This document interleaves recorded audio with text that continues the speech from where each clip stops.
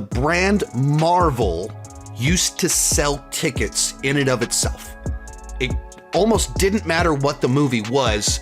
People were interested because they were so bought into the MCU. And in particular, late into phase 3, it was just people trusted they were going to get a good movie. Or to be safe and to be protected, and I want very much to live on the right side of history. I too want to be on the right side of history, and I have a feeling the right side of history is going to be on whatever side is the opposite of Pedro Pascal. Well, Pedro Pascal is losing his mind, all right? We all know that, yes, the Fantastic Four, it does need a specific target margin to actually become a success at the box office. That is the ultimate truth, right? Oh, it tanked in the second weekend, just like we thought. And not because it's a matter of Fantastic Four being good, bad, or otherwise. It's about everything that led up to this being relatively bad and uninteresting to audiences. This is all about the actual box office performance of Marvel in the last 4 to 5 years. You could almost set your watch by it. Marvel just dropped a $257 million global blockbuster, and somehow the biggest headline isn't the movie. It's Pedro Pascal, on camera, breaking down in tears, ranting about politics, and publicly taking shots at Disney, Marvel, and even the audience. Fantastic Four was supposed to be Marvel's clean reboot, the big return of one of its most iconic franchises.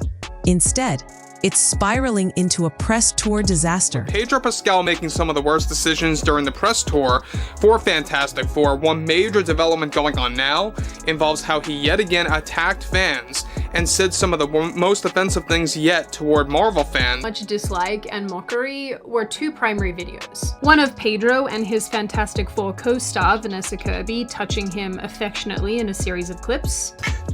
Terrible confession to make in front of Gordon. It's because some of the best men in the world, so they don't count. With Pedro Pascal at the center of it all, while most actors would have stayed focused on the film, Pedro went full throttle, turning what should have been light-hearted interviews into emotional, politically charged monologues. And now, fans are calling it a meltdown. Industry insiders say Disney's scrambling. Critics are calling it a PR crisis. And some fans, they're just done. They're skipping the movie entirely. But here's the twist. Pedro doesn't care. In fact, he's doubling down, taking direct shots at Disney and blaming political bias for the film's underperformance. And now it's looking like Fantastic Four is gonna bomb. I think Pedro Pascal fatigue is real. And people are tired of this guy. He's in everything. He's constantly in all these magazines and websites are trying to say this is the sexiest man alive. There was that weird photo shoot where everyone's rubbing his face.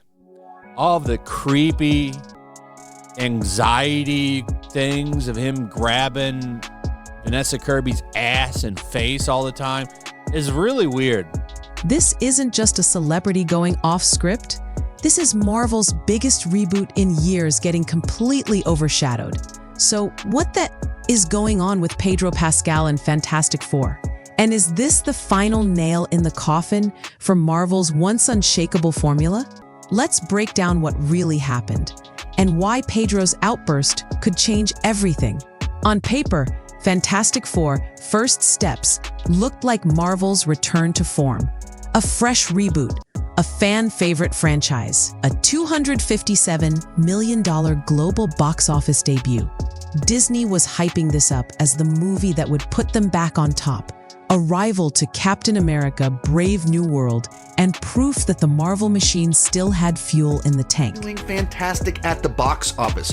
Its opening weekend was good enough. It well outperformed Thunderbolts and Captain America: Brave New World from earlier this year, but its second weekend saw a 66% drop-off, which is a bad number.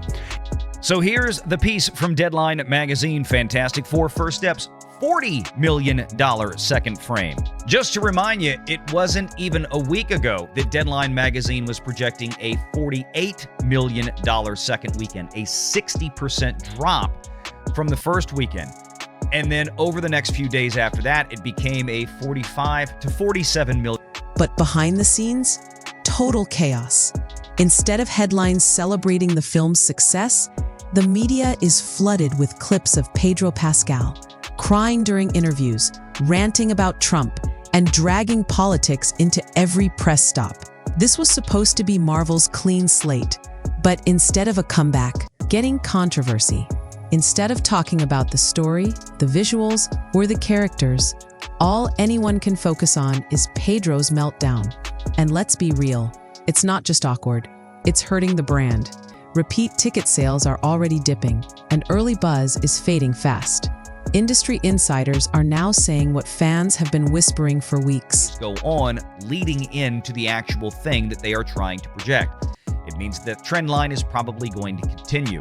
If it's fallen that much, from 48 million on Monday to 40 million today, chances are that the actual weekend numbers domestically for Fantastic Four are going to come in under $40 million.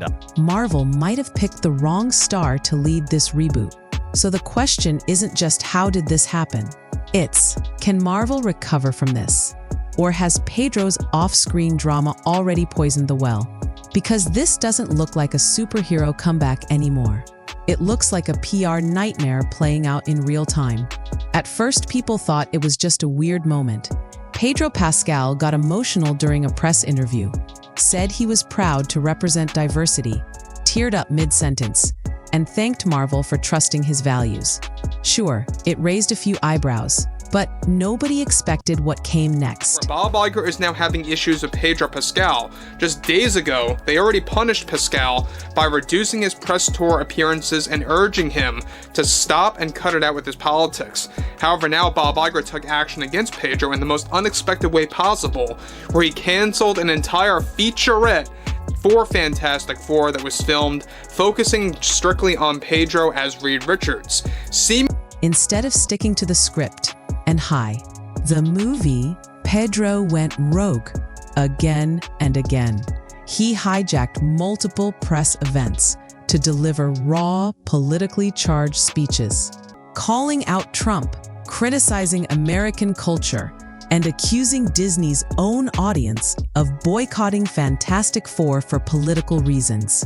In one now viral clip, he straight up blames MAGA supporters for the film's shaky turnout, claiming they've turned on Hollywood in a childish vendetta. That was the moment the press tour officially derailed.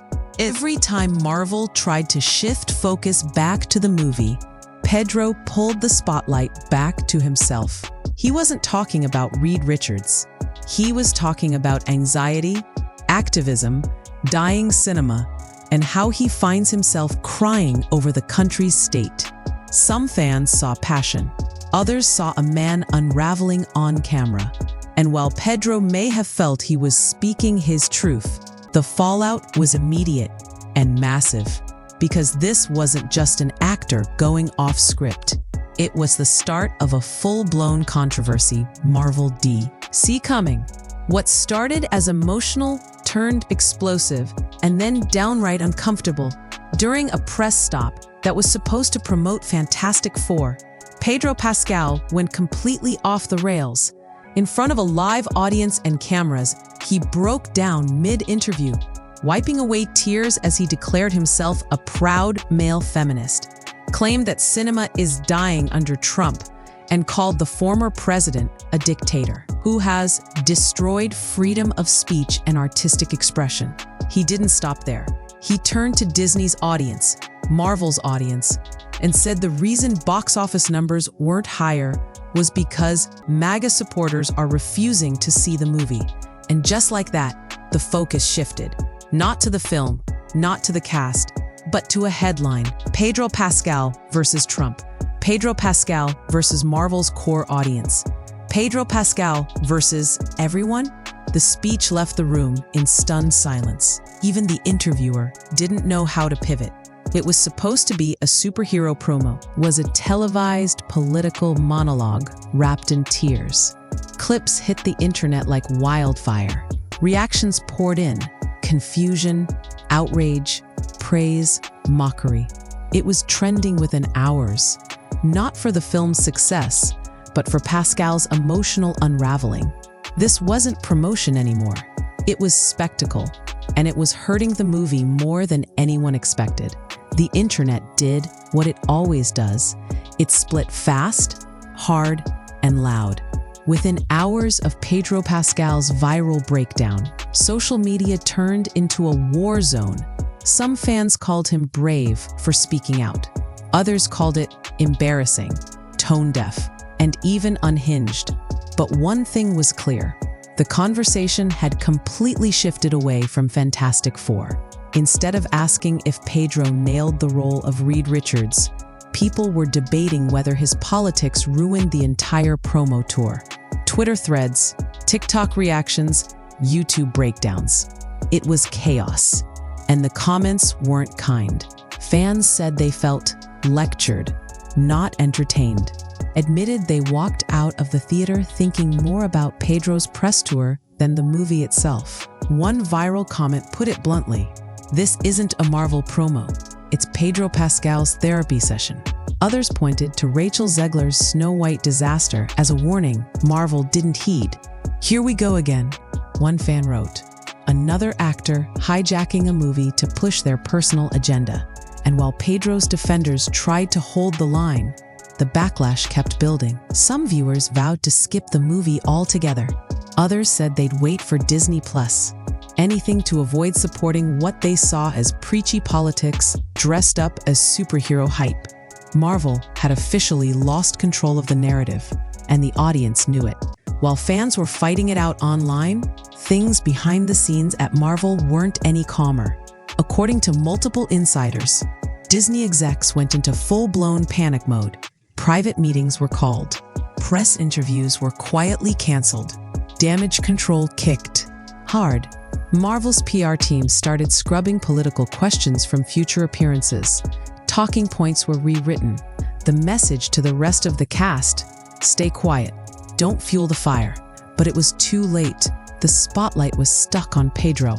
Some insiders are even whispering regret. One reportedly said, "We needed a safe, likable Reed Richards. What we got was a walking headline." Meanwhile, a few of Pedro's co-stars began pulling out of scheduled interviews.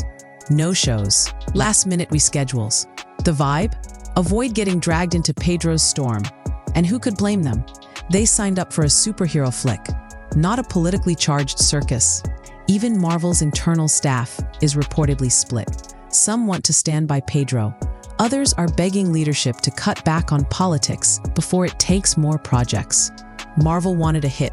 Instead, they're stuck trying to manage a brand crisis, and the star at the center of it shows no signs of slowing down. If Marvel was hoping Pedro would coup and refocus, they were in for a rude awakening. Instead of pulling back, he's doing the exact opposite, booking more interviews, teasing a personal tell-all, and promising to speak from the heart once again. Translation: more politics, more emotions, and probably more viral meltdowns.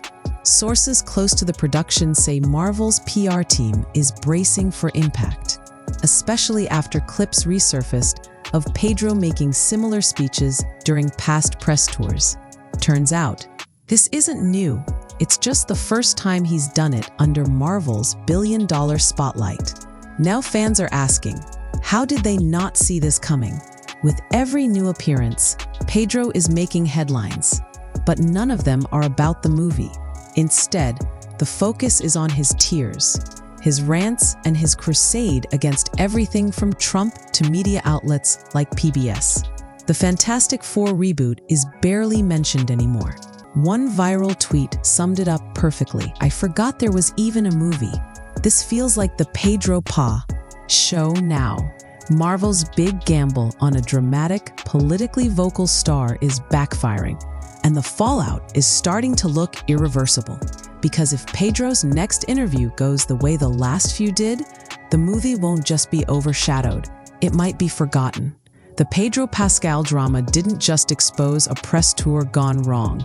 It peeled back the curtain on a much deeper issue inside Marvel Studios. this wasn't a one-off mistake. It's part of a growing pattern that fans are noticing, where politics, activism, and social agendas are replacing story, character, and fun, and fans are pushing back. While other studios are slowly backing away from the heavy-handed messaging, Marvel and Disney as a whole are doubling down. Just weeks ago, Kevin Feige publicly declared that DEI is still the future of Marvel. Bob Iger has echoed the same. And over at Lucasfilm, the same message is playing out, despite endless backlash. But here's the catch. Fans aren't buying it anymore. They've enough of movies that feel like lectures. They want excitement, escape, and actual entertainment. Not another round of ideological messaging hidden behind a superhero mask. And now, Pedro's emotional, politically charged tour has become the perfect storm, feeding every fear fans already had about Marvel's direction. What was once the gold standard for cinematic universes now feels lost. Because the question isn't just about one actor or one press tour anymore. It's whether Marvel still remembers what made people fall in love with it in the first place. The damage is showing. Repeat ticket sales are dipping. Early buzz is dying fast. And the Fantastic Four reboot, once hyped as Marvel's next big chapter, is fading into the background. Viewers who showed up opening weekend are walking out saying the same thing. The off-screen drama was louder than the movie itself. Pedro Pascal's performance as Reed Richards? Mixed at best. Some fans say he just doesn't fit the role. Others are sad, wondering why his powers barely got any spotlight. It feels like the movie was swallowed whole by controversy. And now, more fans are skipping the theater altogether, waiting for Disney Plus instead. Not because the film is awful, but because the constant political noise has made the experience feel exhausting. This wasn't supposed to be the Pedro Pascal show, but that's exactly what it's become. Marvel's Fantastic Four reboot was supposed to reignite fan excitement. Instead, it's become a cautionary tale, not just about casting, but about losing control of the narrative. Pedro Pascal may have felt like the bold, emotional choice, but in the end, he overshadowed the story he was meant to tell. Now, with fans tuning out and critics calling the movie forgettable, Marvel is left scrambling. Will they course correct before the next release? Or double down on the same formula that's driving fans away? Because one thing's clear, superhero fatigue isn't just about too many movies. It's about too much noise and not enough magic. And if Marvel can't fix that, Pedro's Meltdown might just be the least of their problems.